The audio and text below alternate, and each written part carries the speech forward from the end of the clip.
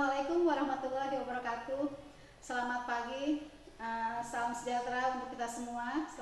Pada kesempatan ini saya akan mencoba menjelaskan terkait dengan strategi pembelajaran mata pelatihan membangun tim efektif pada agenda 2 kepemimpinan pelayanan pada pelatihan kepemimpinan pengawas.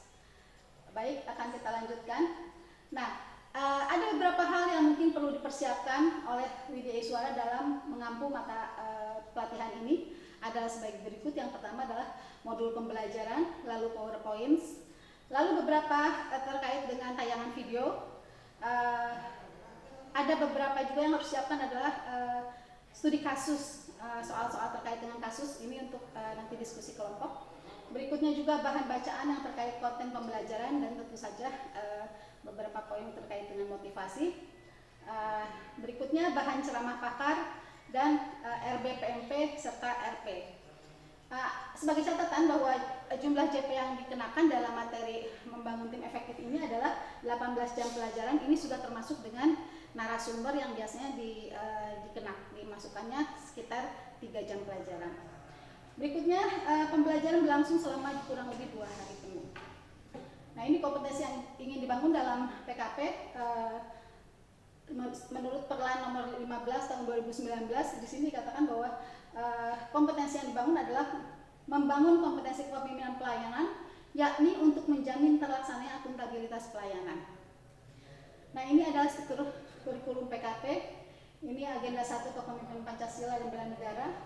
Ini terkait dengan pengelolaan diri, lalu juga agenda 2-nya adalah agenda kepemimpinan pelayanan mengelola orang lain, kepemimpinan pelayanan terkait dengan mengelola orang lain. Lalu berikutnya yang ketiga adalah agenda pengendalian pelaksanaan pekerjaan, ini kaitan dengan mengelola organisasi, dan yang keempat adalah agenda aktualisasi kepemimpinan. Terakhir yang kelima, agenda orientasi program.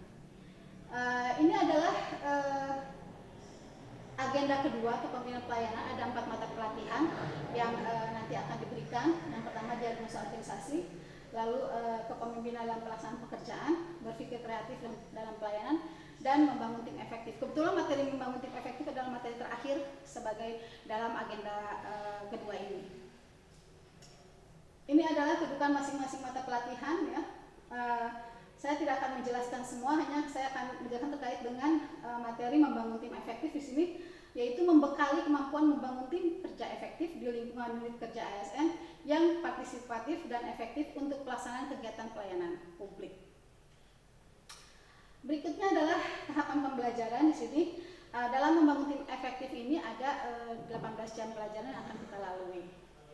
Nah, ini deskripsi pembelajarannya itu bahwa mata pelatihan ini membekali peserta PKP dengan kemampuan membangun tim efektif di lingkungan kerjanya yang partisipatif dan efektif untuk melaksanakan kegiatan pelayanan publik melalui pembelajaran mereview esensi ceramah tim efektif dalam pelayanan, konsep tim partisipatif dan efektif. Lalu di sini juga terkait dengan karakteristik tim efektif dan partisipatif serta strategi menumbuhkan tim kerja yang partisipatif dan efektif yang disajikan dengan pembelajaran komunikasi melalui ceramah substansi, lalu diskusi, contoh-contoh aktual, dan strategi penerapan substansi pembelajaran dalam dunia kerja ASN sebagai pemimpin pelayan. Berikutnya ada tujuan pembelajaran di sini. Peserta mampu membangun tim kerja yang partisipatif, efektif untuk melaksanakan kegiatan pelayanan publik yang efektif dan efisien. Sementara untuk indikator pembelajarannya di sini, setelah peserta mengikuti pembelajaran ini diharapkan mampu untuk yang pertama adalah menganalisis isi ceramah narasumber terkait dengan tim efektif dan pelayanan. Lalu yang keduanya adalah memahami tim efektif dalam pelayanan. Yang ketiganya adalah memahami karakteristik tim kerja efektif. Dan berikutnya adalah memahami strategi membangun tim kerja yang efektif. Kita lanjutkan. Terkait dengan hal tersebut, maka materi pokok yang akan kita bahas adalah yang pertama terkait dengan menganalisis isi ceramah narasumber terkait dengan tim efektif dalam pelayanan, lalu memahami tim efektif dalam pelayanan, memahami karakteristik tim kerja efektif, dan juga memahami strategi membangun tim kerja yang efektif.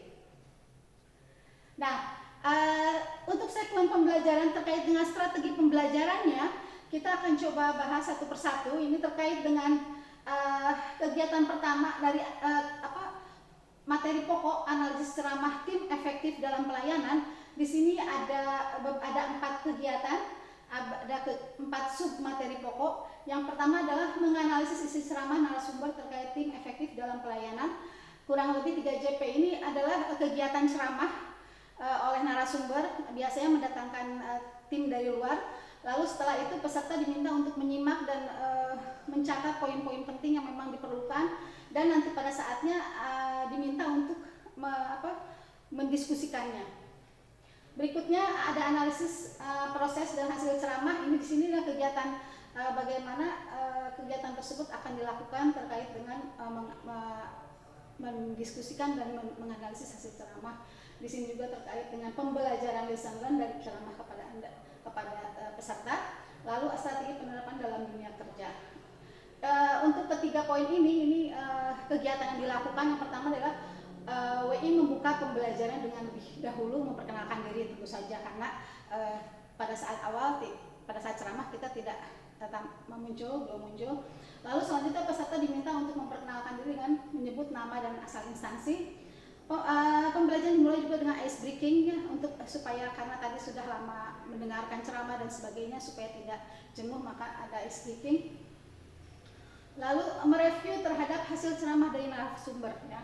Setelah itu peserta dibagi dalam kelompok, diminta untuk mendiskusikan hasil ceramah tersebut, dan dilanjutkan dengan presentasi kelompok, serta dilanjutkan dengan penyimpulan dari WDI Suara dan penjelasan. Setelah semuanya selesai, maka penjelasan tentang segmen pembelajaran membangun tim efektif dari awal sampai dengan akhir. Berikutnya pada materi pokok yang kedua adalah tim efektif dalam pembelajaran. Di sini yang pertama adalah pengertian tim efektif, lalu diawali dengan games ataupun permainan, lalu penayangan dan pemberian materi oleh WDI Suara. Di situ juga ada tanya jawab, diskusi kelas, diskusi kelompok, paparan kelompok. Untuk tahap kedua sampai dengan tahap kelima, yaitu pertama tahap membangun tim efektif, komposisi tim efektif, peran kepemimpinan dalam membangun tim efektif, dan kolaborasi tim sukses dan efektif. Ini kegiatannya kami rangkum saja. Yang pertama adalah penjelasan mengenai salah satu teknik untuk mengidentifikasi dan menganalisis stakeholders dengan menggunakan net map. Nanti dari WDI Suara menjelaskan.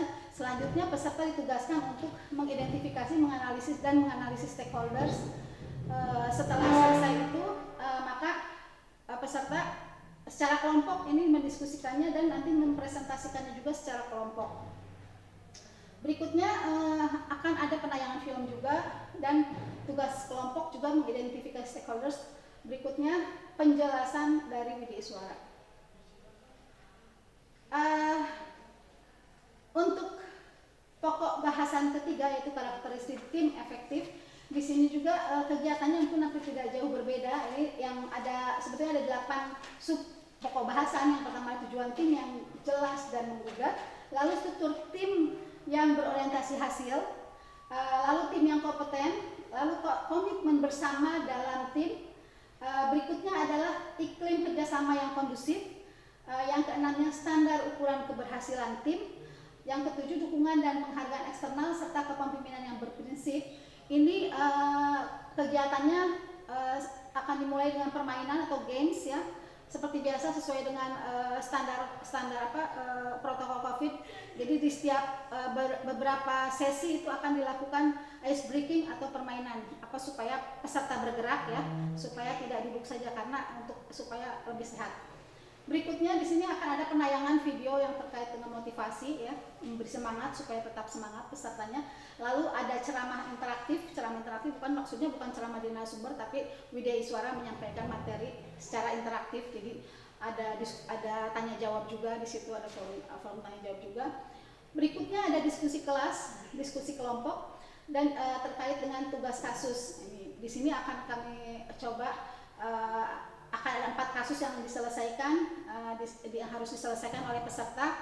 Di sini pesertanya dibagi dalam 8 kelompok, jadi setiap 2 kelompok mengerjakan satu kasus yang sama. Nanti polanya hasil diskusi dibahas dengan teknik window shopping. Berikutnya penjelasan materi oleh Widya Iswara. Di samping itu juga akan dilanjutkan dengan penayangan film terkait topik yang dibahas. Berikutnya untuk pokok bahasan yang keempat, ini adalah strategi membangun tim kerja yang efektif. Di sini ada kurang lebih ada 7 sub